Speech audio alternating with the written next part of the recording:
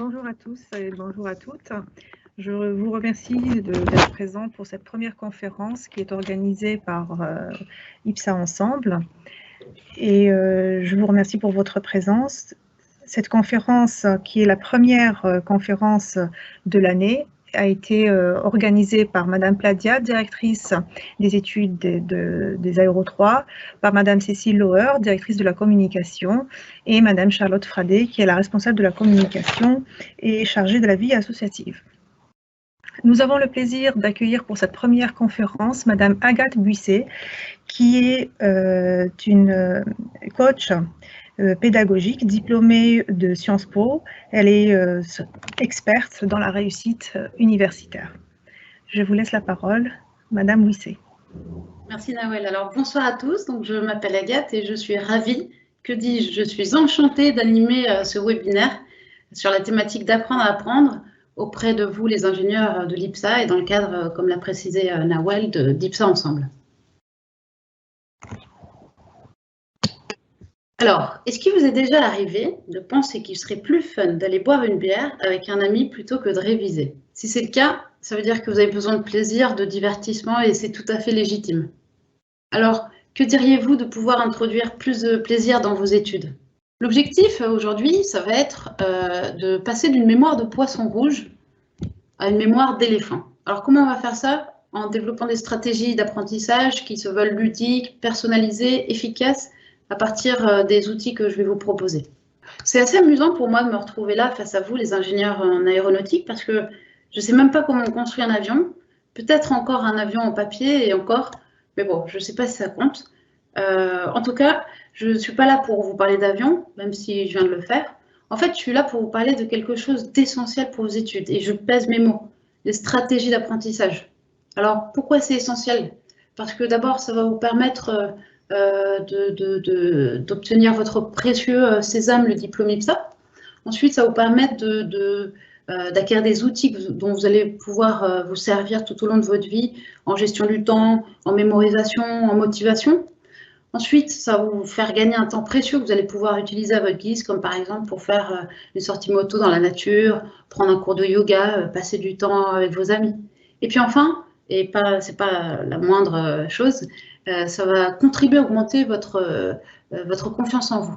Donc je résume, il y a 4 choses, 4 avantages: le diplôme, les outils, la gestion du temps et la motivation. Alors justement, parlons de motivation.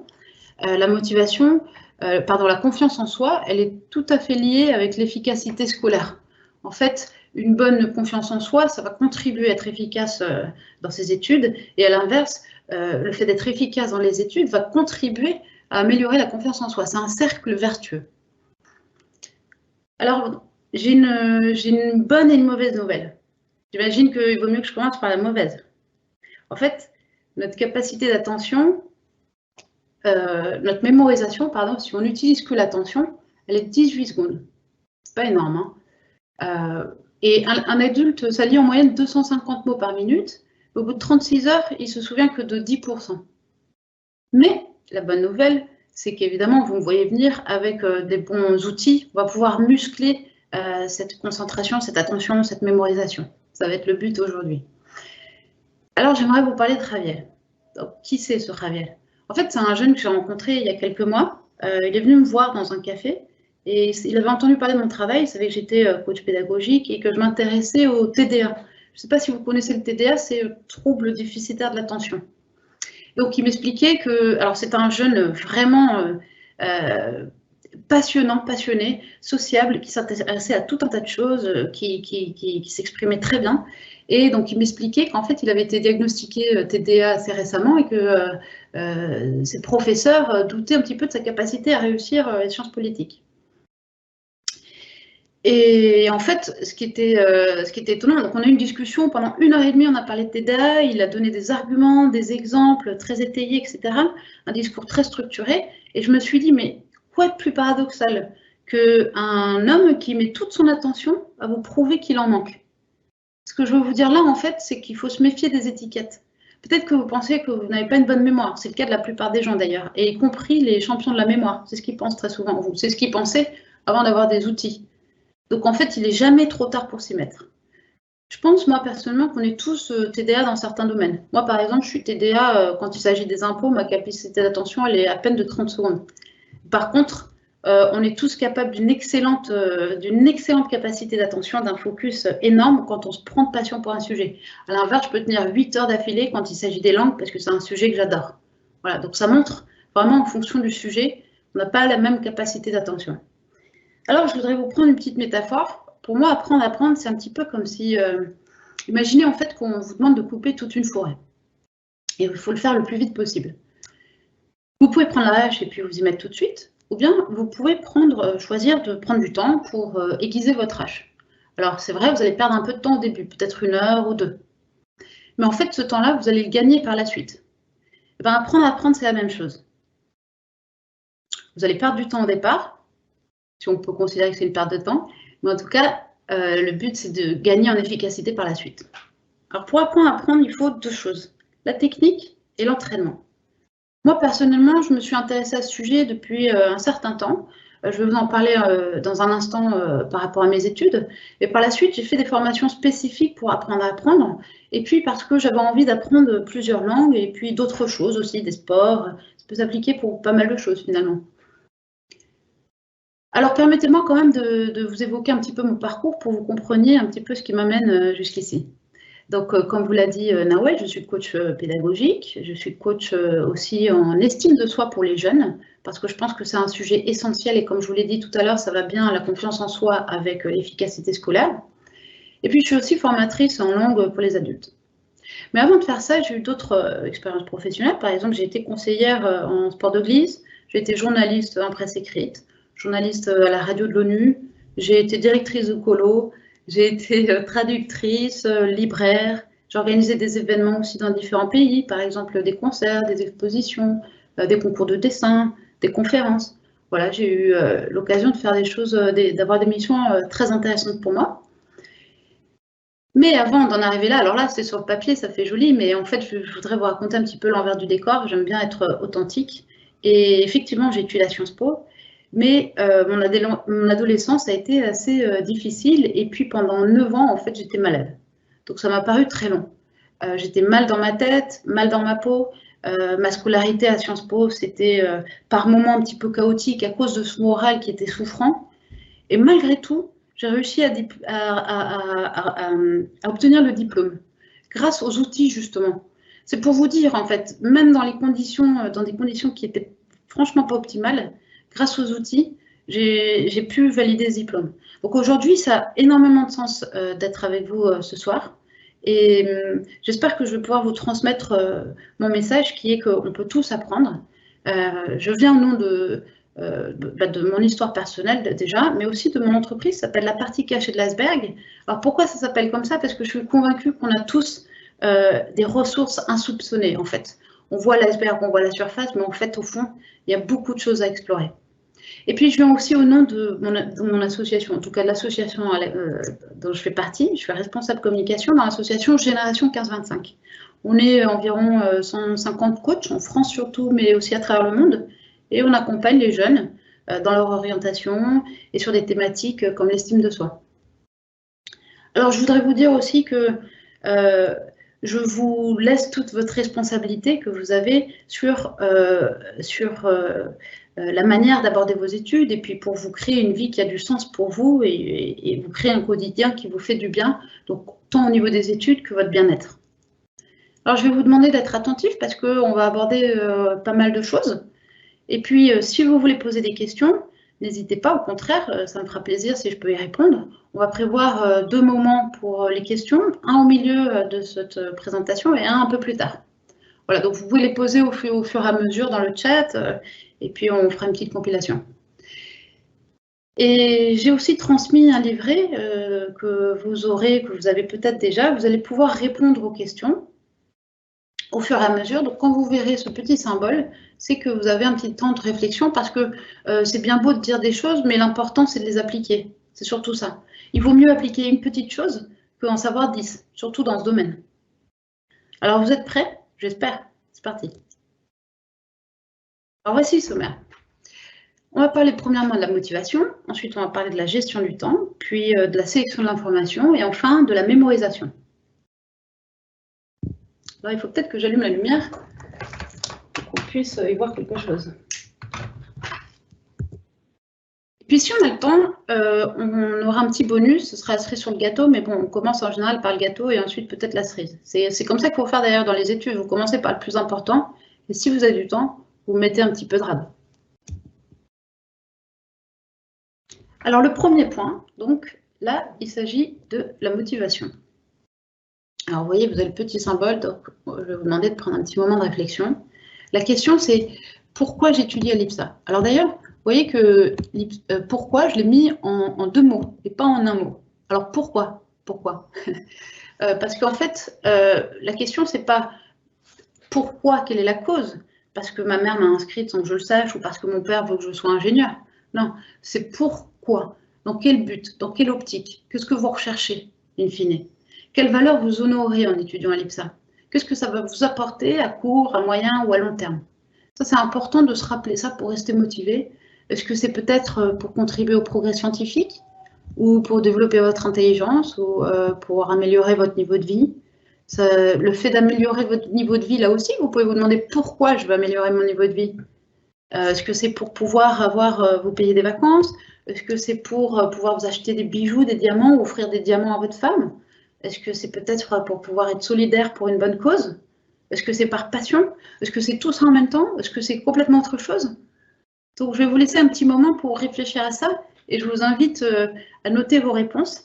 Et c'est quelque chose que vous pourriez garder près de vous, peut-être même au-dessus de votre bureau, quelque chose qui devrait normalement vous apporter beaucoup de motivation. Deuxième point, traite de la gestion du temps. Alors ici, 2 éléments, le pack infotemps et la grande image. Pour ce qui est du pack infotemps, imaginez, vous savez les petits chariots à l'aéroport là pour porter les valises. Bon, imaginez que vous avez le bagage à main et que ce bagage à main représente la quantité de cours que vous devez absorber. Et vous devez mettre ce bagage dans le compartiment qui est au-dessus de vos têtes dans l'avion. Il va falloir donc rentrer, et ce compartiment en fait représente la quantité de temps dont vous disposez. Donc il va falloir rentrer la quantité de cours dans la quantité de temps. Et puis pour ce qui est de la grande image, imaginez que vous êtes un astronaute comme ça qui est au-dessus de la Terre et qui peut observer avec une distance, avec un recul, les choses. Alors, vous le savez, jusqu'à nouvel ordre, une journée comporte 24 heures. Et une semaine, un temps limité, un mois, une année aussi. Donc votre temps, pardon, il est précieux et il va falloir bien l'utiliser. En tout cas, c'est dans votre intérêt. Et donc, vous allez pouvoir choisir quelle partie du temps vous voulez consacrer à vos études, quelle proportion vous voulez consacrer à votre famille, à vos amis, à vos loisirs, peut-être à la créativité ou à tout un tas d'autres choses qui comptent pour vous. Donc, c'est important de bien prendre conscience du fait que le temps que vous allez gagner en étudiant efficacement, c'est du temps que vous pourrez utiliser autrement. En tout cas, c'est de mettre la priorité sur les vraies priorités pour vous. Si vous gérez bien vos études et que vous êtes efficace, vous allez aussi peut-être gagner du temps pour aller boire un petit café avec un ami, bricoler peut-être, qui sait, ou faire un petit footing, ou rencontrer des gens, aller au cinéma. Voilà. En tout cas, c'est un ensemble. Si on prend du temps quelque part, c'est du temps en moins ailleurs. Donc, c'est important de bien penser à ça. Alors, pour illustrer mon propos, je vais vous mettre une petite vidéo. Good afternoon, everyone.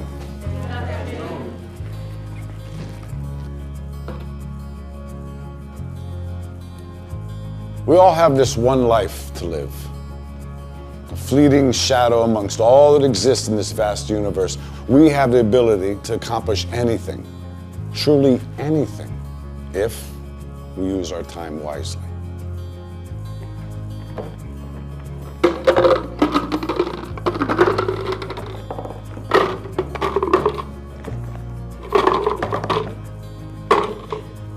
Is this jar full?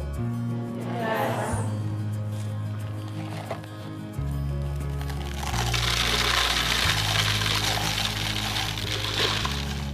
And is it full now? Yes.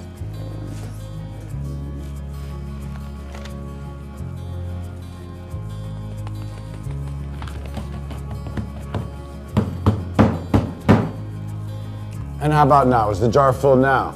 Yes. Yeah, it is.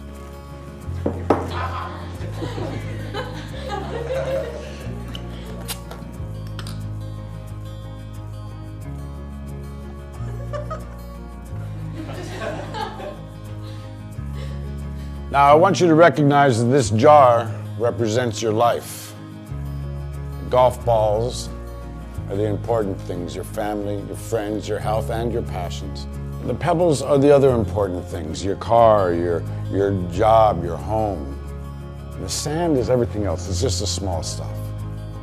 Now, if you put the sand in the jar first, you won't have room for the pebbles or the golf balls. And the same is true in life. If you spend all your energy and your time on the small stuff, you won't have time for all the really important things that matter to you. Pay attention to the things that are critical to your happiness. Take care of the golf balls first, the really important things. Set your priorities, because everything else is, it's just sand. Yes? Professor, what does the beer represent? I'm glad you asked. It goes to show that no matter how full your life may seem to be, there's always room for a couple of beers with a friend.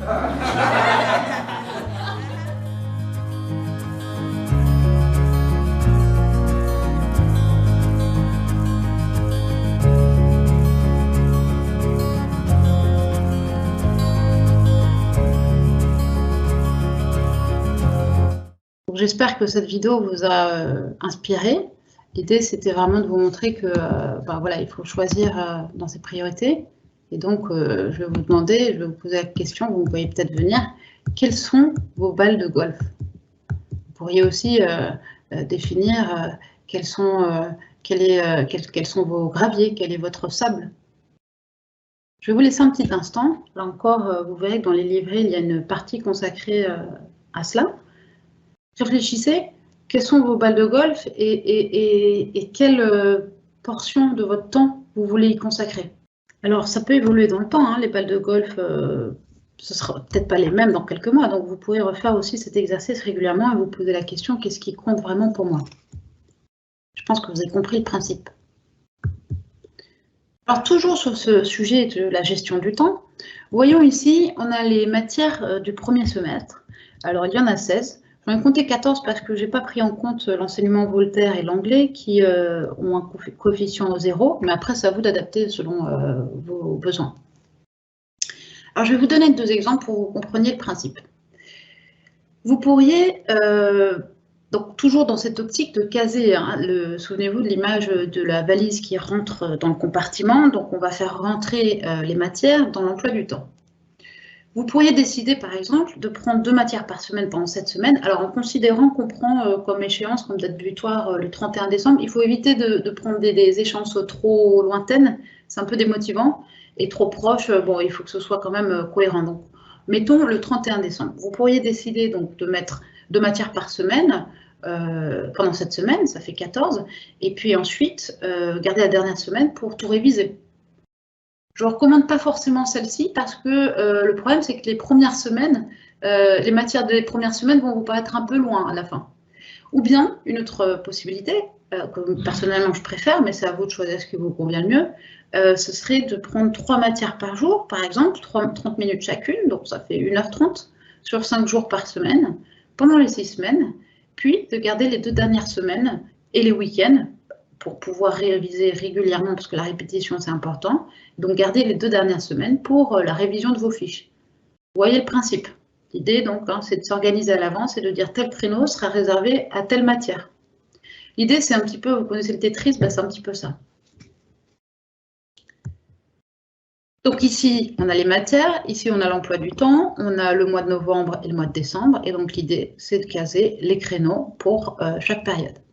Alors là aussi, je vais vous laisser un petit moment, parce que je pense que c'est très important de faire ça. Vous allez gagner en efficacité et puis ça va vous donner de la visibilité. Donc je vous donne un petit moment, vous allez pouvoir noter.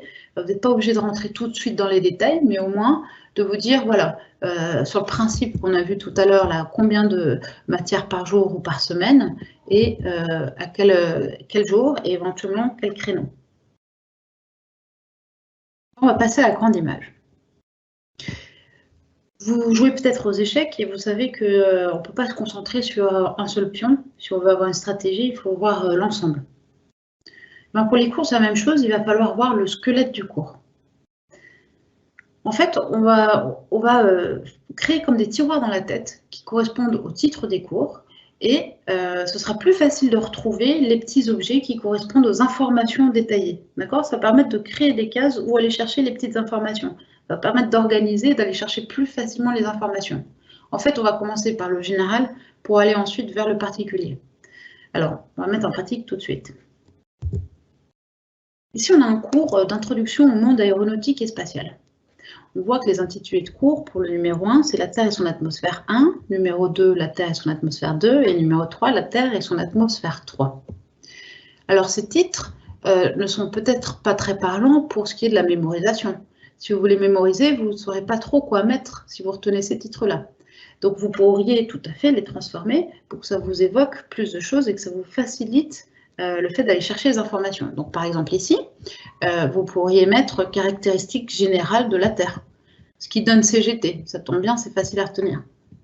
Pour le numéro 2, vous pourriez mettre, par exemple, la Terre, les nuages et la température. Ça donne TNT. Et puis, le numéro 3, vous pourriez mettre environnement spatial et magnétosphère, puisque ce sont les deux grandes thématiques. Et ça donne ESM.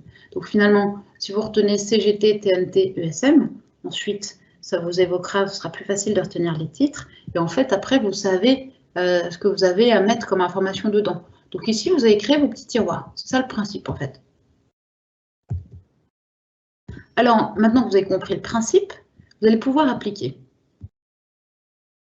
Donc, je vous propose de prendre 1 minute et quelques pour pouvoir faire le test, là, avec le cours numéro 4, 5, 6, éventuellement jusqu'à la fin si vous voulez. Vous pouvez composer des titres et vous allez voir si vous pouvez trouver des initiales qui vous parlent, voilà, mais au moins des titres qui vous évoquent l'information que vous allez pouvoir retenir pour créer ces petits tiroirs. Alors, allez-y, essayez.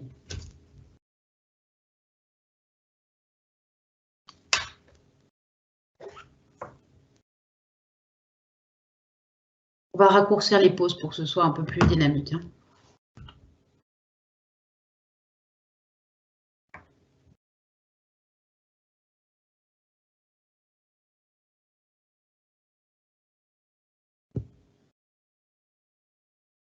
Je vais déjà vous laisser vous entraîner sur 2 titres et puis vous pourrez continuer à la maison.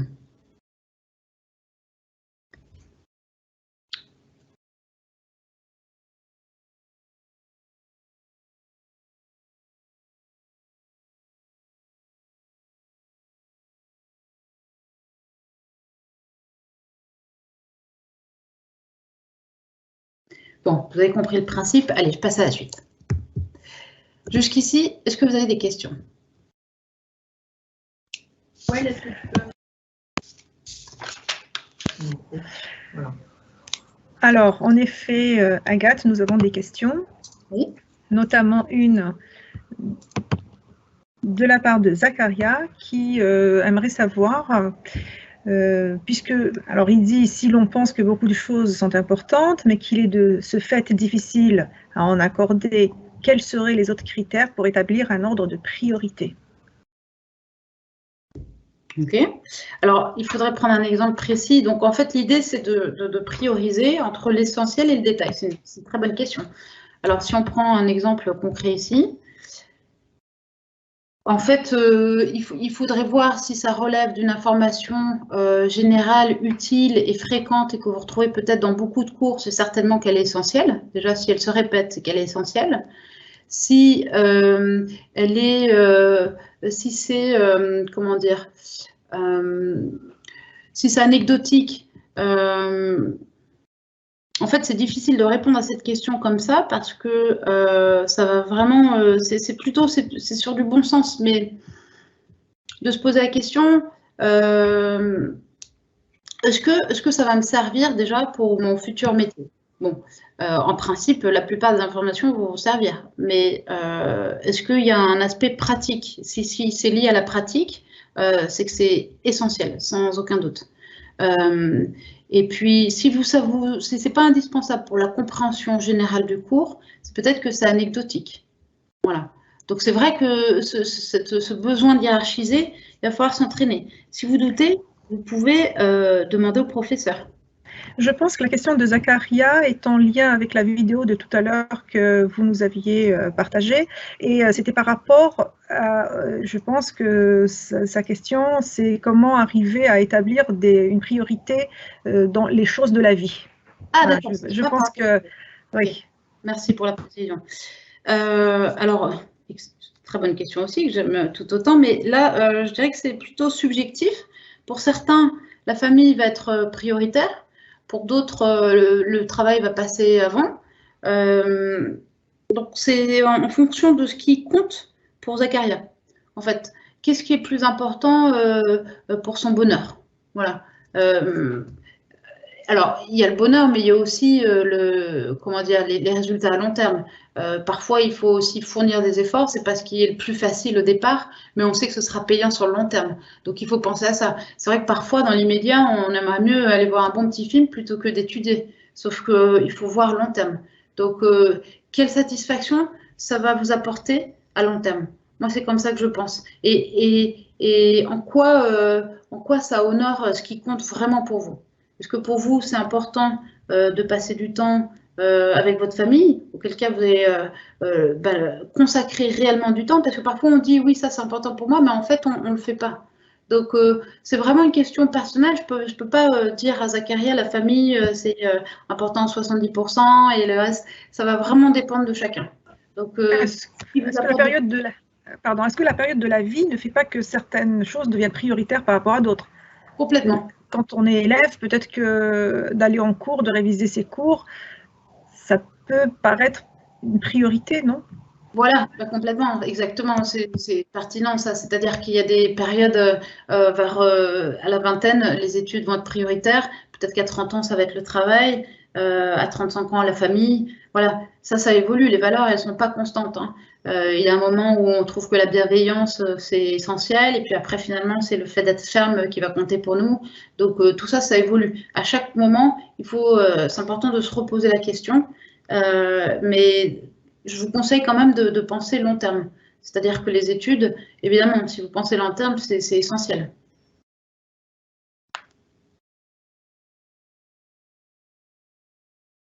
D'autres questions?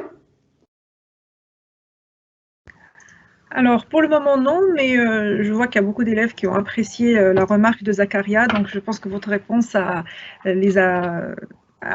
répondu, votre réponse les a satisfaits, disons. Mm-hmm. C'est vrai que c'est très personnel, hein, mais a priori, à l'étape où vous vous trouvez en ce moment, les études sont censées quand même être la grande priorité, hein. Ok, alors on continue. Point numéro 3, la sélection de l'information. Ici, on a trois piliers. La concentration, la prise de notes, les mots-clés et la retranscription. J'en dis pas plus, on y va. Alors déjà, si vous êtes encore ici, félicitations, c'est que vous avez une capacité d'attention qui est supérieure à 18 secondes. Non, mais c'est bien, c'est important de pouvoir maintenir son attention. Et puis, en cours, justement, quand vous êtes face à un professeur, si le cours dure 1 heure, on est d'accord que ça ne va pas être possible d'être 1 heure 100% concentré, tout retenir. Évidemment, vous allez devoir faire un tri. Hein. Personne n'attend de vous que vous reteniez tout, c'est pas possible. Et puis d'ailleurs, le professeur, quand il parle, vous avez bien remarqué que c'est pas possible d'écrire au rythme où le professeur parle. Donc c'est pour ça que vous utilisez certainement des abréviations. Et si c'est pas le cas, je vous y encourage. Vous pouvez utiliser aussi des petits symboles et vous centrer sur les idées fortes. Donc là aussi, c'est de se poser la question, qu'est-ce qui est prioritaire comme idée? Voilà, je fais une liste des choses, des points clés importants. Moi, quand j'étais à Sciences Po, par exemple, j'avais développé mes petits symboles. Ça, c'était pour philosophie. Ça représentait la politique. Et je m'étais fait toute une série de petits symboles. Donc, je vous encourage aussi à faire vos petits symboles. D'abord, ça va vous faire gagner du temps au niveau de la prise de notes quand vous êtes en classe. Et puis, visuellement, c'est peut-être plus sympa et plus facile à retenir. Donc, vous pourriez très bien représenter l'aéronautique avec un code couleur ou un symbole comme le vent, un petit avion ou AR. Vous pourriez aussi représenter la maintenance avec d'autres petits symboles. L'idée, c'est de vous constituer votre petit dictionnaire personnel. C'est bien à la fois pour la gestion du temps et pour la mémorisation. Alors, pour ce qui est de la concentration, je vais vous mettre là aussi une petite vidéo et je vais vous demander d'être très attentif. Il y a deux équipes, une équipe en blanc et une équipe en noir.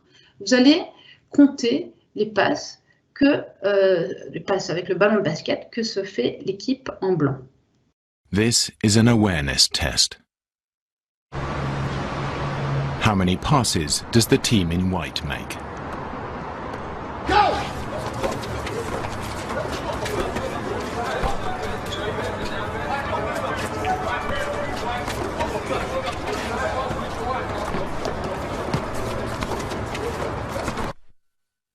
The answer is 13. But did you see the moonwalking bear?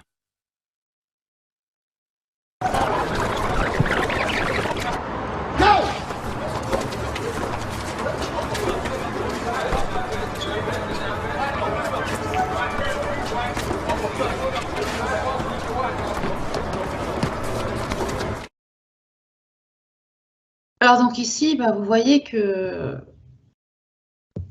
en fonction du focus, on voit certaines choses, on voit ce qu'on décide de regarder. Peut-être que vous avez été surpris de constater que vous n'aviez pas vu l'ours.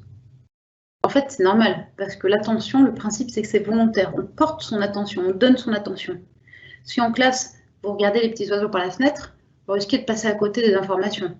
Donc, il faut vraiment choisir son focus. En plus, si vous passez 1 heure en classe, de toute façon, vous allez passer 1 heure en classe. Donc, autant profiter de ce moment pour être efficace. Et c'est du travail en moins à faire à la maison. Donc, il faut le voir, je pense que c'est une bonne chose de le voir comme ça. Et puis, on vit dans une société aujourd'hui, vous le savez, du tout technologique, de l'instantané. On reçoit énormément d'informations. Quand on est sur Instagram, en général, on scrolle, ça dure, on reste très peu, quelques secondes en fait sur chaque image. Donc, on n'est pas tellement encouragé ni entraîné à exercer notre focus. Et pourtant, c'est essentiel. Et ça va vous servir dans la vie pour plus tard. Par exemple, si vous avez un ami qui vient vous demander conseil, si vous êtes capable de lui donner que 5 secondes d'attention, ça risque d'être un peu compliqué. Donc, c'est vraiment important de s'exercer à améliorer cette attention.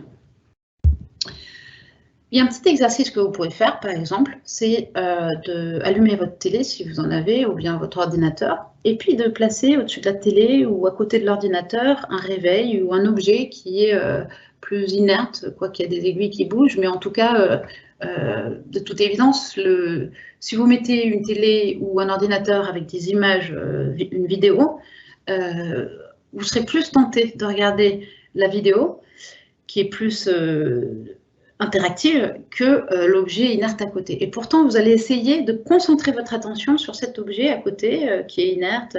Et si vous arrivez à garder votre attention sur ce réveil, alors qu'à côté ou en dessous, vous avez les images qui défilent, c'est que vous êtes capable d'un vrai focus, c'est-à-dire de choisir l'objet de votre attention. Et c'est ça, en fait. C'est de réaliser que vraiment, vous avez le choix. Où est-ce que vous voulez mettre votre attention? Et d'ailleurs, c'est vrai pour les informations en cours ou pour les informations à la maison, mais c'est vrai dans la vie en général, en fait. Sur quoi vous voulez mettre votre attention? Sur les difficultés? Sur les solutions? Sur vos cours ou sur les petites choses sans importance? Donc, c'est important vraiment de comprendre que vous avez le choix de donner votre attention à ce qui en mérite. Alors, on passe maintenant à la question des mots-clés. Ça aussi, c'est essentiel vraiment pour gagner en efficacité. Ça concerne plutôt le travail à la maison, mais vous pouvez aussi l'appliquer d'ailleurs en classe avec un surligneur. Vous pourriez très bien surligner les mots-clés sur vos cours. Considérez que sur une page A4, si vous sélectionnez les mots-clés, ça devrait tenir à peu près sur un post-it. Parce que là, il n'y a plus question de phrases, vous piochez juste les mots essentiels. Alors, on va mettre en application concrètement pour voir ce que ça peut donner. Ici, on a un cours, donc ce n'est pas une page A4, c'est extrait d'un PowerPoint. On va le lire ensemble pour que vous cerniez un petit peu le sens. Nawal, vous voulez peut-être lire le texte pour prendre la relève? Ça m'économisera un petit peu d'encre verbale. Vous voulez que je lise Vous voyez bien ou pas? Oui, je peux agrandir. Alors, structure de l'atmosphère, l'exosphère. Alors, l'exosphère est la couche la plus externe, je n'ai pas mes lunettes, je vais m'excuser, de l'atmosphère. Cette couche s'étend théoriquement de l'infini, à l'infini, pardon. Il suffit donc de définir l'attitude à laquelle elle commence, appelée thermopause ou exobase. Elle est la région de l'atmosphère où la densité de particules est assez faible pour que l'effet des collisions entre particules soit négligeable en comparaison de l'effet de leur cinétique. La densité de particules y est extrêmement faible et les atomes s'y comportent librement. Certains échappent même à l'attraction de leur corps céleste. C'est pourquoi la zone située à cette altitude est également appelée le niveau d'échappement. Sa densité est de l'ordre de 10 puissance 6 particules par centimètre cube à environ 700 km d'altitude. À 5000 km d'altitude, elle n'est plus que de l'ordre de 100 particules par centimètre cube. Densité équivalente à celle du milieu interplanétaire. Un des grands intérêts de l'exosphère réside dans l'exceptionnelle capacité de durée de vie des satellites placés dans ces couches les plus hautes et ne subissent pas un freinage permanent non négligeable. Merci beaucoup, Nawel. Sans prix. Donc, on a ce texte. Comment le transformer en mots-clés? Bien, on pourrait sélectionner les informations les plus importantes. J'ai fait le test pour vous et ça donnerait quelque chose comme externe. Alors, on parle de l'exosphère, évidemment. Externe, infini, thermopause, exobase, densité faible, atome libre, niveau d'échappement, 10 p6 cm², donc 10 puissance 6 par cm², 700 km d'altitude, durée de vie des satellites, plus importante car no freinage. C'est vraiment pour le réduire à l'essentiel. Hein. C'est vrai que ça peut paraître du petit chinois, mais l'idée, c'est vraiment de prendre les informations de base. Et vous pourriez même le réduire un petit peu plus. Alors là, c'est vraiment du chinois. Moi, je le faisais, hein. Sciences Po, c'est comme ça que j'étudiais pour mes examens.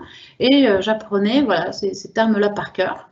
Alors, c'est vrai que ce ne sont pas des mots à part entière, mais franchement, entre retenir ces 6 petites sortes de mots ou tout le texte en entier, c'est quand même plus facile de retenir ces 6 petites choses. Donc, si vous retenez ça, ensuite, vous savez, extinf, vous savez que c'est externe infini. THP, EXB, vous savez que c'est thermopause exobase. DF, vous savez que c'est densité faible. C'est plus facile de se souvenir à quoi ça fait référence. Donc finalement, à partir de là, vous faites quelque chose comme ça, puis vous le réduisez encore au minimum, et si vous maîtrisez ça, vous le connaissez par cœur, vous savez que ça fait référence à ça, puis, en fait, ça vous rappelle tout l'ensemble du cours. Donc vous passez du plus grand au moyen, au plus petit, et une fois que vous maîtrisez le plus petit, vous vous souvenez du moyen, puis du plus grand. L'idée, c'est vraiment de se concentrer sur les petits mots qui sont essentiels et qui vont faire du sens. Évidemment, tout ce qui est verbe, par exemple, elle n'est plus que de l'ordre de 100 particules par centimètre cube, c'est pas la peine d'apprendre, elle n'est plus de l'ordre de... L'important, c'est de comprendre l'idée 100 particules par centimètre cube. D'accord? Donc ça demande un petit peu d'entraînement au début, puis très rapidement, en fait, vous allez prendre le rythme et tout de suite aller aux mots-clés. Donc ça, c'était pour la partie mots-clés. Maintenant, on passe au troisième point de la sélection de l'information, c'est la retranscription. Une fois que vous êtes à la maison, vous avez vos cours et vous souhaitez en faire des fiches pour réviser. Alors, qu'est-ce qui va vous aider à faire ça de la meilleure manière possible, c'est-à-dire la manière la plus efficace et puis la plus agréable aussi, parce que d'abord, c'est plus sympa et puis ça vous motivera, pardon. Bon, les fiches, vous le savez certainement, si vous mettez des couleurs, c'est plus agréable et puis ça va vous aider à mémoriser. Vous pourriez peut-être choisir une couleur par matière ou une couleur par notion. Moi, par exemple, j'utilisais le vert pour tout ce qui était date, le jaune pour tout ce qui était personnage, le rouge pour ce qui était fait historique. Voilà, donc vous pouvez vous faire votre propre code couleur. Et quand vous êtes chez vous en train d'étudier, sachez que si vous avez votre téléphone sur la table, alors moi, ce n'est pas un bon exemple parce que je l'ai là, mais c'est pour d'autres raisons, votre capacité d'attention, elle diminue de 30%. C'est quand même pas rien. 30% si vous avez votre téléphone sur la table. Donc, je vous conseille de le mettre, non pas le plus loin possible, mais peut-être sur votre lit ou sur une petite table qui est dans l'entrée ou quelque chose comme ça. Et puis quand vous faites une pause, vous consultez. Mais sinon, on est trop tenté d'être distrait. Il ne faut pas se donner des distractions. Et il y a une technique que vous connaissez peut-être qui s'appelle la technique de Pomodoro. Pomodoro, ça veut dire ça veut dire tomate en italien, pardon. Et la technique consiste à faire 25 minutes d'études, 5 minutes de pause, 25 minutes d'études, 5 minutes de pause. Là encore, j'insiste, tous ces outils, vous les adaptez, vous prenez ce qui vous parle et puis vous les mettez à votre sauce. Hein. C'est vraiment important parce qu'il n'y a pas de règle en général. Ce qui fonctionne, c'est ce qui fonctionne pour vous. Moi, par exemple, 25 minutes, ça ne fonctionne pas. C'est pas assez. J'aime mieux faire 2 heures et puis 15 minutes de pause. Voilà. Mais ça, c'est vous qui le sentez. En tout cas, c'est bien de se dire, de se poser un temps limite et de se dire, ce soir, je fais 1 heure. Pour plusieurs raisons. Ça va vous pousser à être efficace et à travailler, y aller. Et puis en plus, ce sera beaucoup plus motivant parce que vous savez qu'à telle heure c'est fini et vous passez à autre chose. Sinon, c'est un peu désespérant de se dire je m'y mets et puis on verra quand j'ai fini. Ça donne pas trop envie. Donc c'est bien de se mettre un cadre et de se limiter dans le temps. Pour vous aider à vous mettre dans un climat agréable aussi, vous pouvez vous mettre une petite musique. Contrairement à ce qu'on peut penser parfois, la musique, ça ne déconcentre pas. Au contraire, en fait, ça peut vraiment aider à mémoriser. Surtout si vous écoutez plusieurs fois la même musique. Alors, ça va dépendre des musiques aussi, hein.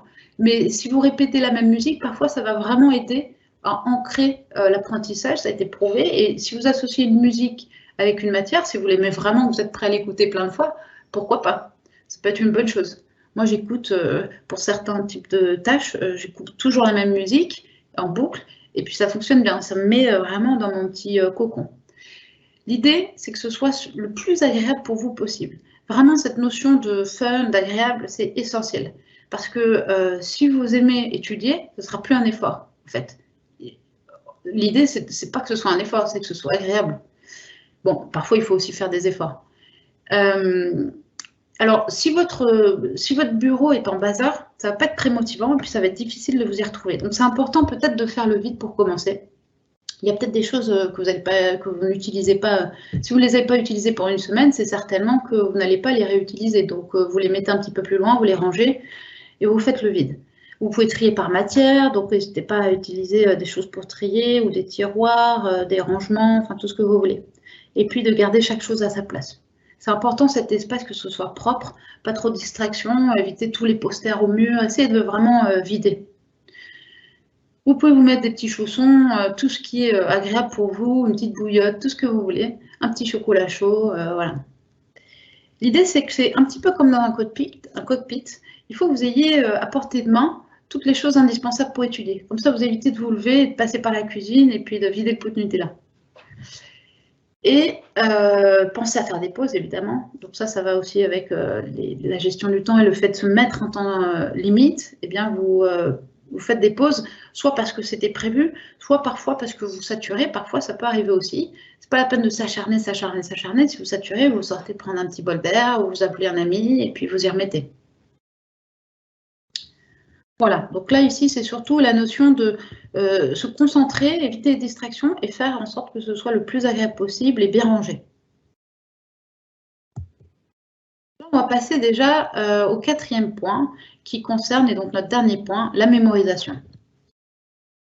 Alors ici, on va voir le palais mental, l'hygiène mentale et le smashing scope. Vous avez peut-être entendu parler du palais mental ou la méthode Loki. On va voir ce que c'est. Mais avant, on va faire un petit test de mémoire. Je vais vous donner, allez, à peine 1 minute. Je vais vous challenger un petit peu. Vous allez essayer de retenir cette liste de courses. Allez, c'est parti.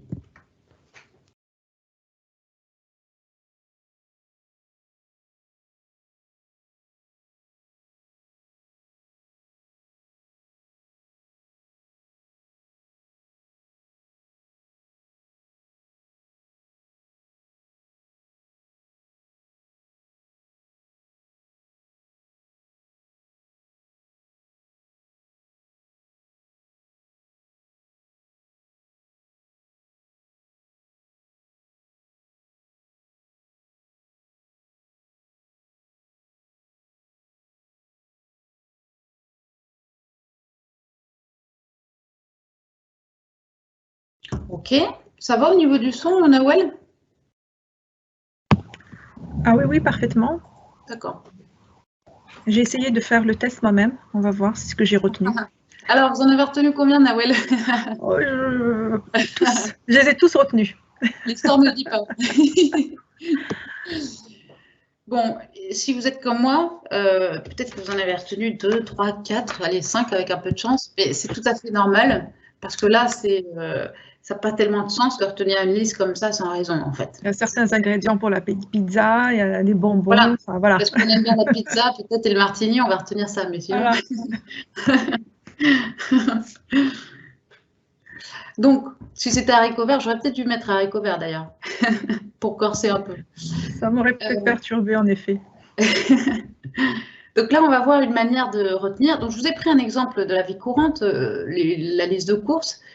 Si vous voulez l'utiliser pour la liste de courses, très bien, mais vous pouvez aussi l'utiliser, et c'est surtout l'intérêt pour vos cours, évidemment. Le palier mental, voilà, c'est ça. Vous allez choisir un lieu que vous connaissez très bien, que vous connaissez même par cœur, comme votre chambre par exemple. Vous imaginez que vous rentrez dans votre chambre et puis là, qu'est-ce que vous voyez un rideau qui est fait d'une sorte de flaque de lait là qui s'envole. Et puis, il y a une chaise en face avec des bâtons de surimi à la place des bâtons de chaise, c'est étrange. Il y a une lampe qui est faite comme une carotte. Puis en face de vous, vous voyez un chat, le chamallow, et il regarde la souris qui mange du gruyère. À côté de la souris, il y a un tapis en forme de pizza étrange. Et puis sur le lit, il y a un oreiller qui ressemble à du coton et un autre qui ressemble à un gros jambon. Et au-dessus de ce lit, il y a un poster de la Martinique et il y a une horloge en forme de tomate. Donc en fait, si vous vous concentrez, eh bien, vous pouvez fermer les yeux et vous dites, ok, à gauche, je vois le rideau, c'est du lait. Ok, ensuite, je vois bâton de surimi. Ensuite, je vois la lampe carotte. Ensuite, je vois le gruyère. Ensuite, je vois le chamallow. Je vois le tapis pizza. Je vois l'oreiller coton, l'oreiller jambon. Je vois le martini et je vois la tomate en horloge. Tout de suite, c'est beaucoup plus facile, en fait. Ah ben, bravo, vous les avez tous eus, en effet. Ben là, oui, c'est plus facile. Puis, il faut dire que j'ai pu présenter, donc j'ai triché un peu sur la préparation. Okay. Pour être tout à fait honnête. Mais vous comprenez le principe, c'est de spatialiser les informations. En fait, ça, c'est une méthode qui est vieille comme le monde, peut-être pas, mais qui est assez ancienne. Parce qu'apparemment, elle aurait été initiée par un poète qui... Alors moi, je pensais que ça venait des philosophes grecs. Mais bon, on y viendra peut-être un peu plus tard. Pour l'instant, je vais rester là-dessus.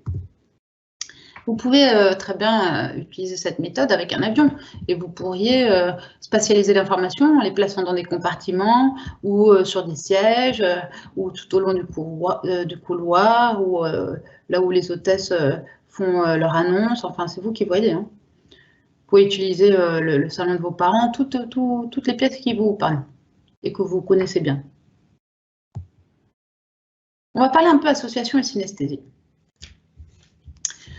Alors, pour bien retenir, c'est important de se raconter des histoires, pour pouvoir faire des associations. Si par exemple, vous deviez retenir ce numéro de téléphone, 06 10 51 75 22, bon, a priori, il n'y a rien de spécial.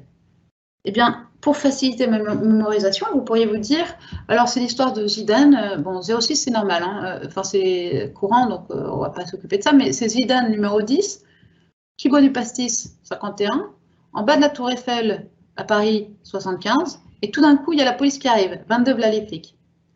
Donc du coup, si je vous dis, vous fermez les yeux et vous dites c'est Zidane qui boit du pastis en bas de la tour Eiffel et tout d'un coup, il y a la police, ok, 06, 10, 51, 75, 22. Beaucoup plus facile. L'idée, en fait, c'est vraiment de créer des associations. Soit entre une histoire farfelue que vous inventez et des chiffres, soit entre un espace et vos informations du cours, soit entre un endroit où vous étiez, par exemple, vous avez révisé dans le parc et vous vous souvenez, à ce moment-là, vous avez vu un chat passer en courant, vous étiez en train de travailler ça. N'importe quelle association est bonne à prendre. Là, je vous invite à être le plus créatif possible. L'idée, donc, c'est de vous exercer à la synesthésie. La synesthésie, c'est le mélange des sens. Ça a été évoqué en littérature, en musique. Il y a un autiste Asperger, par exemple, qui est synesthète et qui voit des paysages avec des chiffres. Voilà, il fait ses calculs avec des paysages.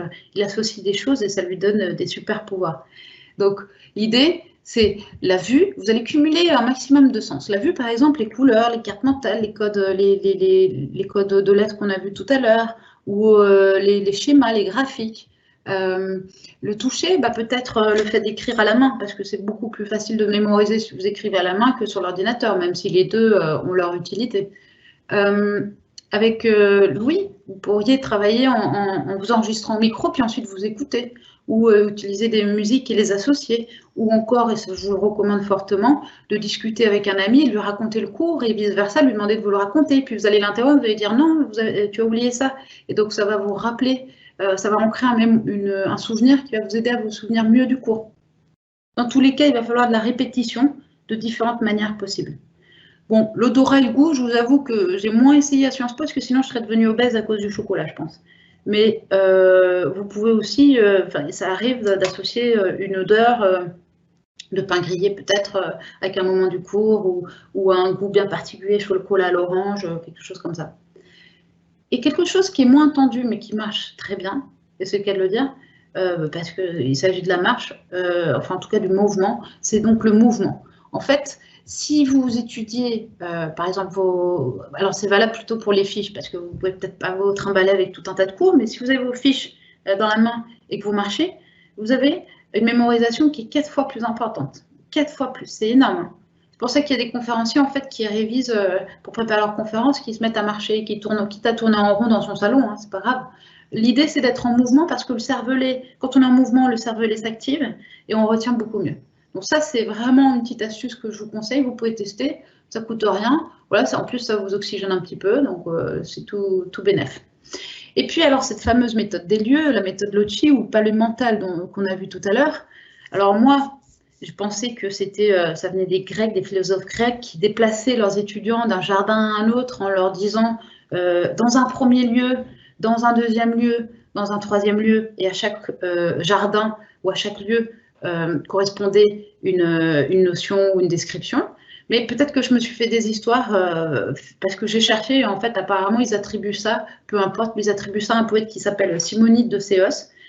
Toujours est-il que c'est assez ancien et que depuis très longtemps, on utilise ça. Alors, par exemple, avec des marchés, une église, vous pourriez utiliser une église, avec différents lieux. Le temple de Salomon, par exemple, a été utilisé de cette manière-là pour mémoriser dans les différents espaces. Et aujourd'hui, plus récemment, les personnes qui font des compétitions de Rubik's Cube et plus précisément de blindfold cubing, c'est-à-dire en fait, le principe de cette épreuve, c'est qu'ils ont un Rubik's Cube à résoudre, ils le regardent, ils appliquent la méthode des lieux, ils se bandent les yeux et tac, tac, tac, tac, ils le résolvent sans regarder, les yeux fermés. Donc ça, c'est fortiche. Et d'ailleurs, le record du monde, c'est à peine plus de 30 secondes, je crois, et grâce à la méthode des lieux. Donc les yeux fermés en plus. Hein. C'est pour dire à quel point c'est puissant, cette méthode des lieux. Vraiment, ça, je vous le conseille énormément. Et puis, pour ce qui est de la mémorisation, c'est très important de comprendre que vous allez vous entraîner, répéter, mémoriser en mettant tous les sens, la créativité que vous pouvez. Mais il va falloir vous tester parce que sinon, comment vous savez où vous en êtes? C'est important parce que parfois, on croit qu'on maîtrise des choses et en fait, on se rend compte que pas tellement. Ou à l'inverse. L'inverse est vrai aussi. Donc, je vous recommande la technique de la feuille blanche. Vous dites, par exemple, je prends une feuille blanche et je mets exobase, ok? Et je me teste. Qu'est-ce que je sais sur l'exobase? Ok. Bon, bah super. Alors, si la feuille reste blanche, vous l'avez deviné, c'est qu'il y a un petit souci, il va falloir recommencer à étudier. Mais peut-être que vous allez voir qu'en fait, vous maîtrisez tout, et c'est bon, c'est sûr, vous passez à autre chose. Ou peut-être qu'il va manquer juste un élément, et dans ce cas-là, vous ciblez vos révisions sur cet élément-là. Voilà, mais c'est important de se tester pour évaluer son niveau, évaluer sa progression. Très, très important. Alors, maintenant, on va parler de l'hygiène mentale. Ça, c'est un point qui me tient très à cœur, parce que je sais à quel point c'est important, pour avoir eu des habitudes qui n'étaient pas propices, et aussi des habitudes qui étaient très favorables. Donc, j'ai pu expérimenter la différence entre les deux. Déjà, si vous manquez d'eau, si vous n'êtes pas bien hydraté, il y a de fortes chances que vous ayez des maux de tête. Tiens, d'ailleurs, ça me donne envie de boire. Je vais boire un petit peu.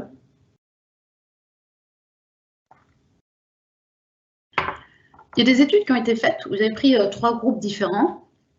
Un groupe de personnes qui ne buvaient que très peu, c'était de l'ordre d'1 litre à peine. Un groupe de personnes qui buvaient environ 1,5 litre et quelques, et un autre groupe qui buvait pratiquement 3 litres. Eh bien, entre ceux qui buvaient beaucoup et ceux qui buvaient moins, il y avait de grandes différences. Ils étaient, en fait, on leur demandait de faire des tâches qui demandaient beaucoup d'attention, et les performances étaient tout à fait différentes. À la base, c'était des personnes sur le même niveau de capacité d'attention, Et ils ont remarqué qu'il y avait d'énormes différences sur les performances, sur des tâches qui demandaient de l'attention pour des personnes qui buvaient, c'était grandement amélioré, qui buvaient beaucoup. En fait, l'eau, elle va permettre de faciliter la mémoire à court terme. Mais pas seulement. Elle va aussi permettre d'augmenter la satisfaction, d'augmenter la sérénité, les émotions positives que vous allez sentir, la clarté dans votre façon de penser, la bonne humeur. Donc, il y a plein d'avantages. Et moi, personnellement, j'oubliais très souvent de boire. C'est pas de la mauvaise volonté, c'était juste un oubli. Mais en fait, vous pouvez très bien vous mettre... il y a des petites astuces pour penser à boire plus souvent, avoir toujours une bouteille d'eau à votre portée, peut-être vous mettre une petite alarme, ou un post-it, ou un bracelet, quelque chose qui vous rappelle de boire. Peut-être aller en cours toujours avec une petite bouteille, aller la remplir à la pause, essayez de trouver des petites habitudes qui vous encouragent à boire, des petites gorgées régulièrement de temps en temps. Ensuite, la question du sommeil. Alors évidemment, il y a des personnes qui ont besoin de moins de sommeil que d'autres. C'est pour ça que les conseils généraux, ça ne vaut pas. Hein. Vous adaptez vraiment en fonction de vos besoins et vous sentez si vous êtes fatigué normalement. Donc il y a des personnes qui vont dormir 6 ou 7 heures et ça suffit. Et d'autres qui sont de grosses marmottes et qui ont besoin de 9, peut-être 10 heures de sommeil. En tout cas, ce que je peux vous dire d'emblée, c'est que les nuits blanches, c'est une mauvaise idée, même si c'est pour réviser. Des études montrent d'ailleurs la correspondance entre la maladie Alzheimer et les troubles du sommeil. Beaucoup de personnes qui ont Alzheimer, en fait, ont aussi des troubles du sommeil. Donc, ça veut dire que ça leur cause des problèmes pour mémoriser. Parce qu'effectivement, pendant le sommeil, il y a un tri d'informations qui se fait de l'hippocampe, qui est une petite glande en bas du cerveau, là, hop, ça va jusqu'au cortex préfrontal qui filtre et stocke les informations. Et donc, autant l'eau, c'était pour la mémoire à court terme, le sommeil, ça va favoriser plutôt la mémoire à long terme, sur peut-être 6 mois, 1 an ou 10 ans, où c'est essentiel. Alors, faites de bonnes nuits, et puis éventuellement, faites des petites siestes. Voilà, mais c'est quelque chose qu'il ne faut absolument pas négliger, c'est important.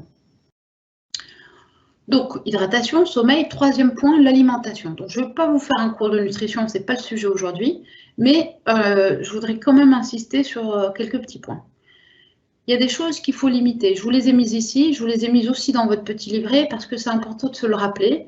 Alors, je ne dis pas qu'il ne faut pas en manger du tout, on n'est pas draconien à ce point-là, mais l'idée, c'est d'essayer de trouver un bon équilibre et de privilégier plutôt ces aliments-là. Donc, vous voyez, pain blanc, sucre, jus de fruits, friture, pâtisserie, ça vous le savez, hein, Nutella, confiture, encore une fois, ce n'est pas une question de se priver complètement, mais de limiter. Et puis, plutôt privilégier céréales, pain complet, glucides, les œufs, le fromage, les épices et aromates. Soit dit en passant, les épices et aromates, ça ne coûte pas grand-chose, c'est facile à rajouter dans tous les plats, ça donne du goût et c'est très puissant. Donc, si vous deviez commencer par une chose, je vous conseille ça. Essayez de varier un petit peu, trouver des petites recettes simples et allez-y. L'ail et l'oignon, c'est pareil, vous pouvez en mettre partout. Les poissons gras, l'huile végétale, les noix, le foie de morue, toutes ces choses-là, c'est excellent pour le cerveau parce qu'il faut savoir que le cerveau, il est composé à 70% de matière grasse. Donc, il est vraiment très gras et il aime bien le gras, le cerveau. Donc, donnez-lui du gras, c'est important pour faire fonctionner le cerveau. Voilà. Ensuite, vous avez aussi une série de compléments alimentaires, de minéraux qui vont vraiment vous aider à booster et le système immunitaire, et le moral, et la santé. Moi, personnellement, de temps en temps, je me fais des petites cures. Si vous voulez plus d'informations, vous pouvez me demander. Je ne vais pas rentrer dans le détail maintenant. Mais n'hésitez pas à vous faire des petites cures de temps en temps, surtout à cette période de l'année. Vitamine C, bicarbonate, magnésium, zinc, curcuma, huile d'origan, un excellent anti-inflammatoire qui prévient contre le cancer, toutes ces choses-là. Donc ça, c'est vraiment l'importance de ces petites choses-là minuscules. En fait, c'est essentiel, vraiment. La vitamine D aussi, le soleil, ça, dans l'idéal, si vous pouviez avoir au moins 30 minutes par jour, ce serait top. Alors, c'est vrai qu'il y a des jours où il n'y a pas de soleil, bon, ok. Mais dès que vous avez du soleil, essayez de vous trouver un petit moment, prévoyez dans votre planning. Le planning, tout à l'heure, on a dit qu'on casait les cours dans le planning. Eh bien, il n'y a pas que les cours qu'il faut caser dans le planning, il y a aussi les moments de détente, les moments au soleil, la sieste, enfin ça, vous pouvez le mettre aussi, comme ça, vous êtes sûr que vous gardez du temps pour ça, hein. C'est important, ça je crois que c'est Zacharia qui demandait tout à l'heure, ça peut faire partie de vos priorités aussi, prendre le soleil, hein, pourquoi pas. En tout cas, l'idée, c'est de bouger aussi. Donc là, on est sur l'oxygénation, d'être en mouvement. Essentiel le mouvement. Moi, personnellement, j'ai vu la différence quand je me suis remise à courir de façon régulière, 3 à 5 fois par semaine. au niveau de la mémorisation, de la créativité, du moral, c'est radicalement différent. Donc tout le monde n'aide pas pour rire, et ça s'entend tout à fait. Peut-être que vous préférez marcher, ou peut-être que vous avez d'autres sports préférés, comme le basket ou la danse, ou ce que vous voulez. Mais l'important, c'est d'être en mouvement. Et il vaut mieux des petites séances répétées, voilà, parce que sinon, ça va vous décourager. Ne dites pas, je vais faire un marathon tout de suite. Non, bien sûr, il faut... moi, par exemple, je vous avoue, parfois, j'ai la flemme, mais je me dis, j'y vais faire en 30 minutes, je fais soft, mais j'y vais régulièrement, régulièrement, régulièrement. Je vous assure, les petits ruisseaux font les grandes rivières.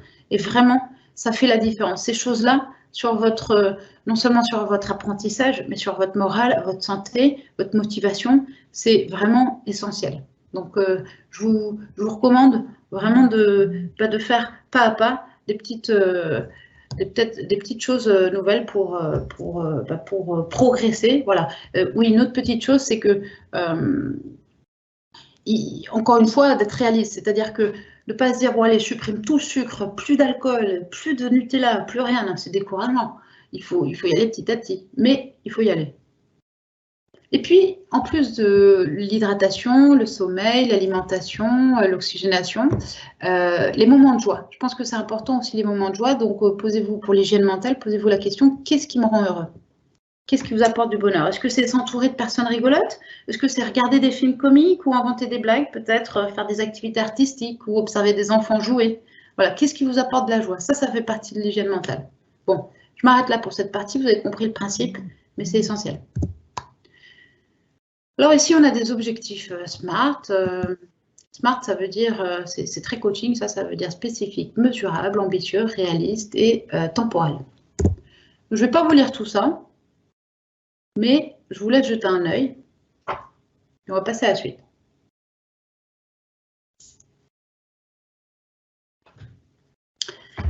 La conférence approchant un petit peu à sa fin, on va passer à la deuxième vitesse.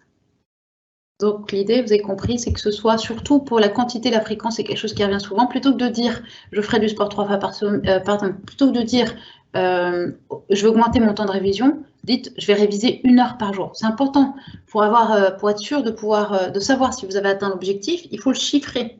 Parce que si vous dites, j'augmente mon temps de révision, c'est flou. Combien exactement? Quelle fréquence? Quelle quantité? Retenez ça.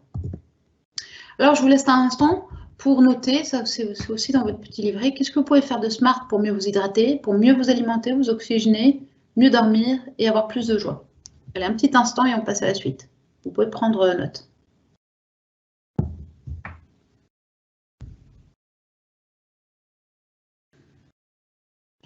Et si ça fait trop de choses pour vous, vous en choisissez qu'une chose et vous commencez par une chose. Ce sera déjà pas mal. Par exemple, boire plus d'eau. Dernier point sur l'aspect mémorisation, le smashing scope. Le smashing cop, parce qu'il n'y a pas ni de G. Ah, j'ai oublié un S. En fait, il y a un S, mais pas de G. Bon, smashing scope. Alors, Tony Buzan, qui c'est celui-là? C'est le créateur, l'inventeur des cartes mentales. Vous avez certainement déjà vu des cartes mentales, peut-être que certains de vos professeurs les utilisent. C'est un très bon moyen de mémorisation et de synthèse des cours. Et donc, ce Tony Buzan, il a donné des critères qui facilitent la mémorisation. La synesthésie, on l'a vu, c'est le mélange des sens. Le mouvement aussi, donc ça permet de répéter, souvenez-vous. Soyez en mouvement si vous le pouvez pendant que vous révisez. L'association, comme par exemple le palais mental, c'est une des manières d'associer des choses. La sensualité, si je vous parle d'un balai cassé, vous allez moins facilement retenir que si je vous parle d'un caleçon avec des cœurs. Bon, je ne sais pas si c'est sensuel, mais en tout cas, ça vous parle, c'est plus facile à retenir. L'humour aussi, ça aide. Alors, si vous avez envie d'introduire de l'humour, faites-le. L'imagination, les nombres, les signes, comme par exemple les signes qu'on a vus là pour les cours, les couleurs pour vos fiches, l'ordre, de bien mettre 1, 2, 3, la positivité et l'exagération. Donc, essayez de mettre un maximum de ces éléments dans vos cours et vos révisions et ça vous aidera à mémoriser. Alors, jusqu'ici, des questions? On peut faire un petit point? Alors, en effet, nous avons un nombre important de questions. On va en sélectionner quelques-unes. Alors, je commence par la plus rigolote. Est-ce que boire un peu en soirée, c'est mauvais pour la mémorisation? Alors, j'ai pas de données scientifiques pour répondre à cette question. J'imagine que boire, ça fait pas référence à de l'eau dans ce contexte. Je crois pas, non. Ouais, hein, on est d'accord. Ni du lait à la fraise. Non, Ok. non. Alors, je sais pas oui, probablement dans un sens. Alors, ça dépend en fait.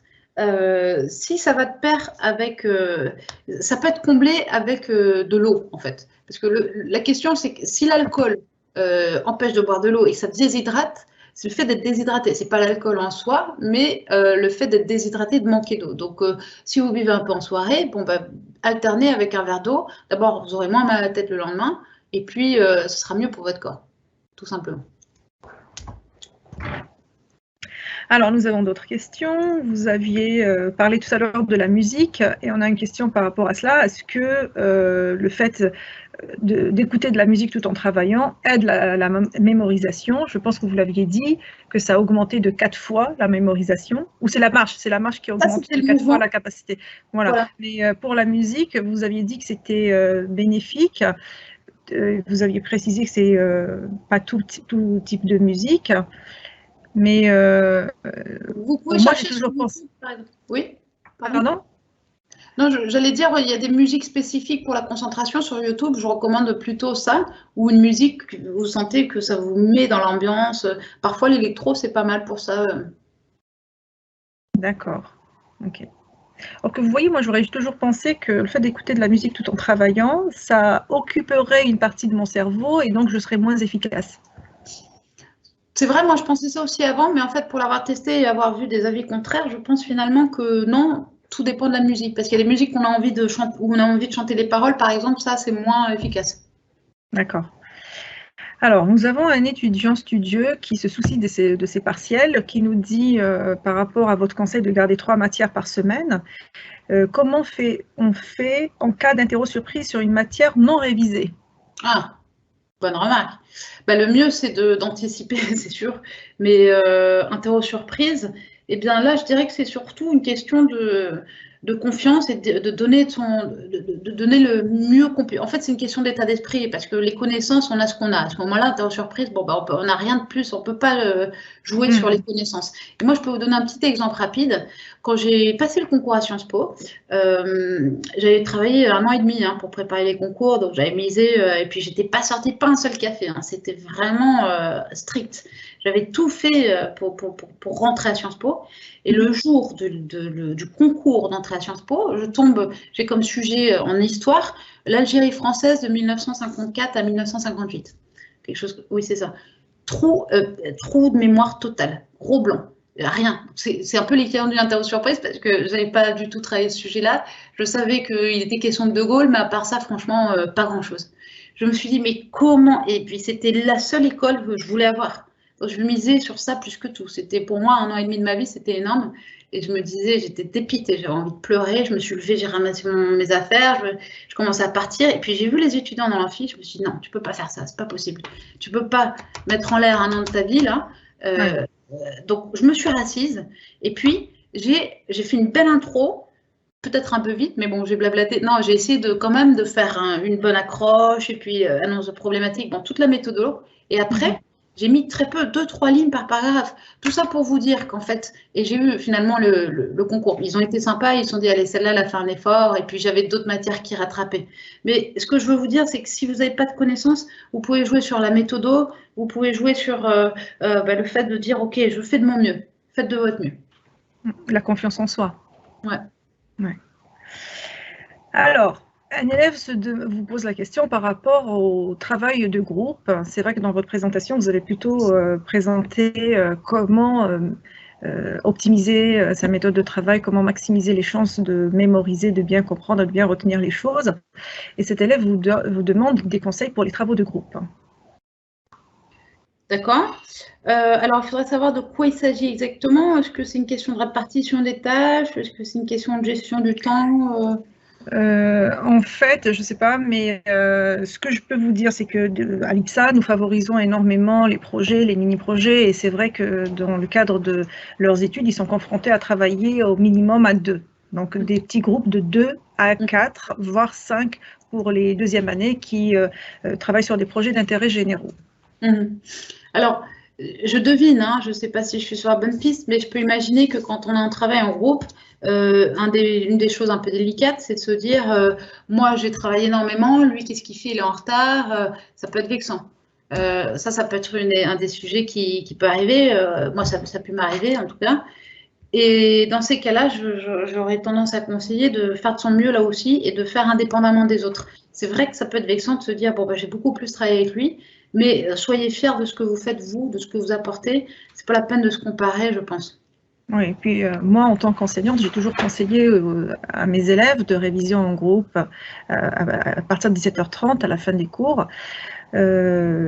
Parce que je sais qu'il y a toujours des élèves moteurs, c'est toujours bénéfique, il me semble, de préparer un examen en groupe, non? Complètement. C'était un des conseils que j'allais donner dans la partie bonus si on a le temps, mais je suis bien d'accord, c'est très stimulant. D'accord. Alors, nous avons un élève qui vous dit qu'il a une mémoire photographique. Est-ce qu'il y a des techniques pour cela, pour booster sa mémorisation, sa mémoire? Mémoire orthographique? Non, photographique. Ah, d'accord. Ai-je mal? Oui, pardon. C'est peut-être mal vu. Une mémoire photographique, donc une mémoire visuelle. Et donc, s'il y a des techniques pour booster la mémoire visuelle, c'est ça la question? Je pense, parce qu'il vous dit j'ai une mémoire photographique. Est-ce qu'il y a des techniques pour ça? Alors, moi, je pense aux cartes mentales qu'on a évoquées. C'est que c'est une bonne manière de photographier tout un ensemble, un cours dans son ensemble. Je pense surtout à ça. La méthode des lieux aussi qu'on a vu, le palais mental.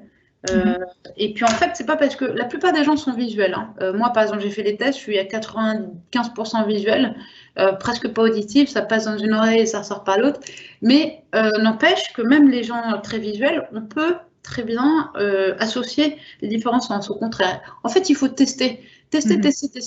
Le pire, c'est de ne pas faire. Donc, tester. Peut-être que ce ne sera pas juste. Peut-être que vous allez vous mettre un créneau de travail à 18h ou à 14h et en fait, vous vous rendez compte que vous piquez du nez, c'est l'heure de la sieste. Donc, vous modifiez. Donc, il faut s'adapter. Voilà. Alors, encore une question concernant les examens. Donc, c'est un élève qui vous dit comment s'organiser lors des partiels afin de ne pas prendre de retard sur les nouvelles notions vues en cours. Alors, pour ne pas prendre de retard, je trouve qu'une bonne technique, c'est justement le pack infotemps qu'on a vu tout à l'heure, c'est d'anticiper et de dire, voilà, à tel moment, je vais réviser telle chose. En fait, plutôt que d'attendre le jour et de se dire, bon, aujourd'hui, qu'est-ce que je fais? C'est de se dire, là, pour les mois qui viennent, au moins les 2-3 mois qui viennent, à quel moment je révise telle chose? Et de se centrer sur les mots-clés. Ça va permettre d'être efficace et d'anticiper. Ok. Alors, nous avons une question intéressante. Ils vous disent pour les épices, que conseillez-vous? Ah, j'adore. Alors, moi, j'ai plein de choses à la maison, mais le curcuma, c'est un de mes petits chouchous parce que c'est un anti-inflammatoire qui lutte notamment contre le cancer de la peau. Le noix de muscade, excellent. Quoi d'autre? Le coriandre, l'origan, excellent. Très puissant, hein, l'origan. Extrêmement puissant. Sous forme d'huile, encore mieux qu'en herbe sèche. L'huile d'origan, ça détruit toutes les bactéries. Si vous avez un rhume, vous mettez 2 gouttes comme ça mélangées avec du curcuma, c'est radical. Donc, si vous deviez en choisir qu'un, alors après, vous allez dans les grandes surfaces et puis vous voyez, il y a tout un échantillon. Hein, vous pouvez vous faire toute la gamme. Mais si vous deviez en choisir qu'un pour prendre soin de votre santé, je dirais l'origan et en particulier l'huile d'origan. D'accord, merci pour ce conseil. Alors, les élèves vous demandent encore des conseils, ils vous demandent quel complément alimentaire vous conseillez. Quel type de complément alimentaire? Moi, je prends des grands pots de poudre, ça fait un petit peu chimiste de laboratoire, parce qu'en poudre, c'est plus pur qu'en comprimé, mais ça ne se trouve pas partout. En fait, je les commande sur Internet. J'ai un grand pot de poudre de magnésium, un grand pot, le bicarbonate, ça c'est facile, vous le trouvez n'importe où, et je mélange. Je ne le fais pas tous les jours, mais je fais des cures d'une semaine ou deux, tous les mois à peu près, ou non, tous les 2 mois, ouais, 2-3 mois, quand je ressens le besoin. Et donc, je mélange un bout d'ongle de vitamine C, parce que la vitamine C, ça ne stocke pas dans le corps, donc ce n'est pas la peine d'en prendre plus. Un tout petit ongle de vitamine C, à peine une demi-cuillère de bicarbonate et une cuillère de sulfure, ça s'appelle du MSM, ça c'est bon pour nettoyer l'estomac, et il y a 70% du système immunitaire dans l'estomac.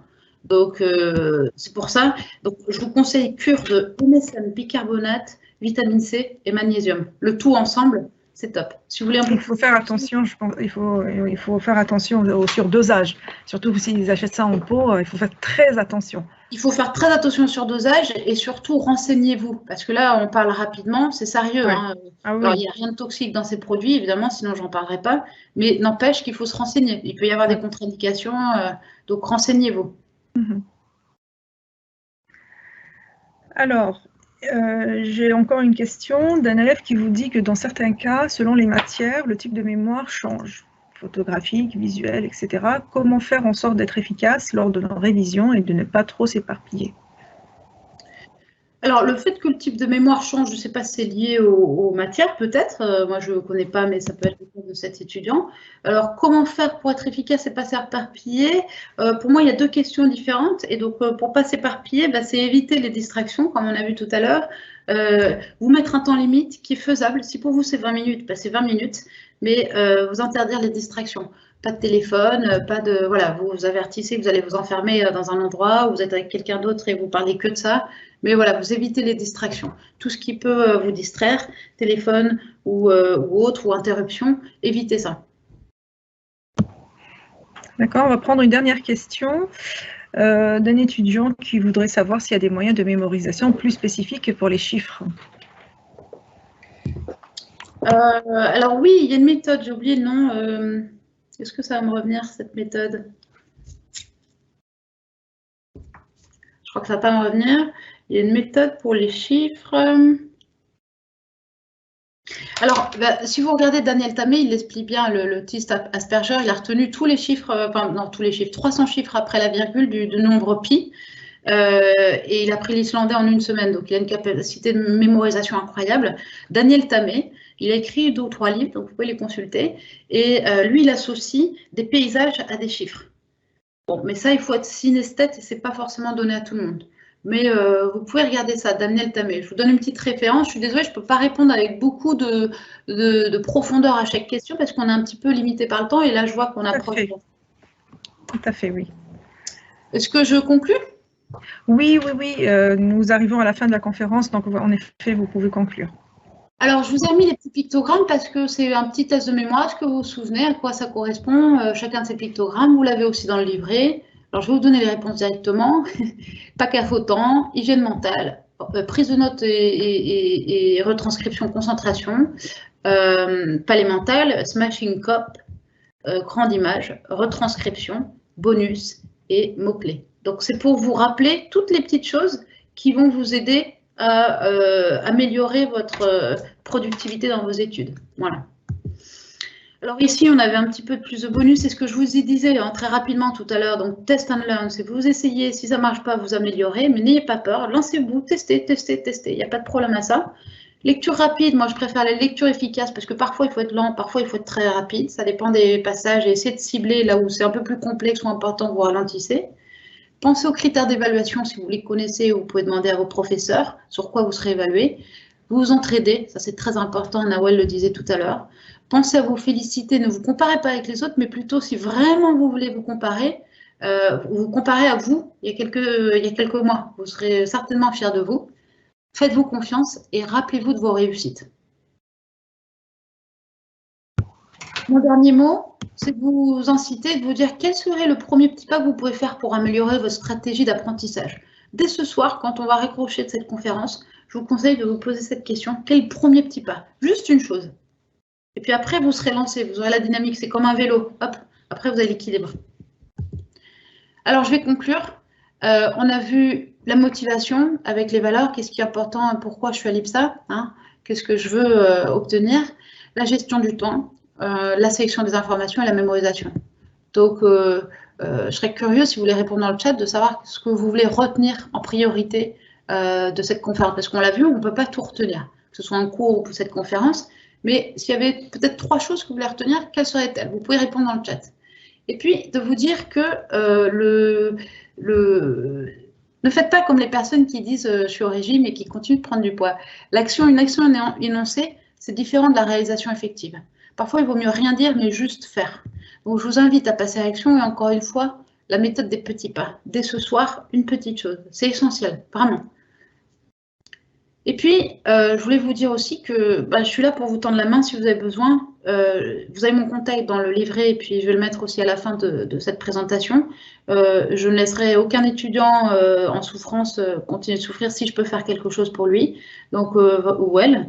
Je vous tends vraiment la main et je voulais vous dire toute l'admiration que j'ai pour les étudiants aujourd'hui parce que je sais, comme c'est pas évident par les temps qui courent, et vraiment j'en ai des frissons en le disant, je suis ultra convaincue, je suis très touchée des partages que j'ai avec les étudiants et je suis complètement admirative.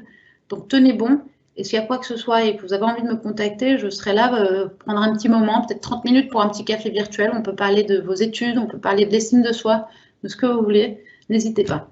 Avant de conclure, je voudrais vous donner une petite définition de l'estime de soi, parce que je pense que ça peut être utile pour vous.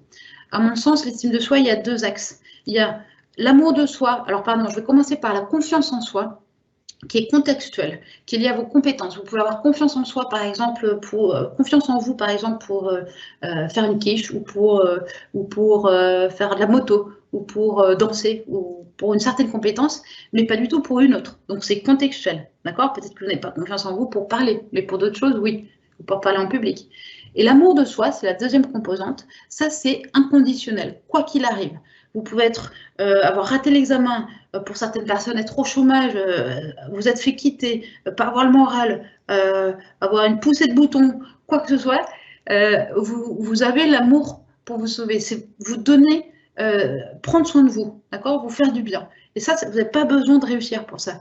Donc, ce que je veux vous dire, c'est qu'après tout ce qu'on a dit sur la réussite scolaire, vous faites de votre mieux, mais surtout, aimez-vous indépendamment du résultat. Et la priorité, j'insiste sur ça, c'est vraiment de vous aimer. En fait, un étudiant qui se force à travailler mais qui n'a pas le moral, ça ne sert à rien. C'est le moral d'abord, d'accord?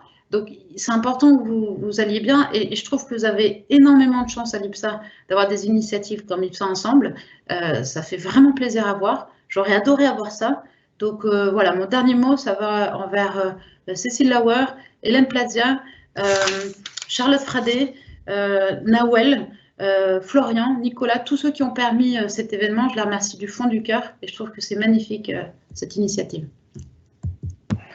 C'est nous qui vous remercions, Agathe. C'était une conférence interactive très intéressante. Je suis sûre que nos étudiants ont gardé des outils qui vont certainement les aider dans leur révision prochaine. Et d'ailleurs, je précise que cette conférence, ce webinaire est enregistré et sera disponible sur la chaîne YouTube de l'école. Parfait. Merci beaucoup. Merci pour les participants, merci pour tous ceux qui ont pu se connecter ce soir malgré les nombreux examens de la semaine. Et voilà, c'est un temps investi pour les prochaines préparations aux examens. Merci à eux. Bonne soirée à tous. Très bonne soirée à tous. Au revoir. Au revoir.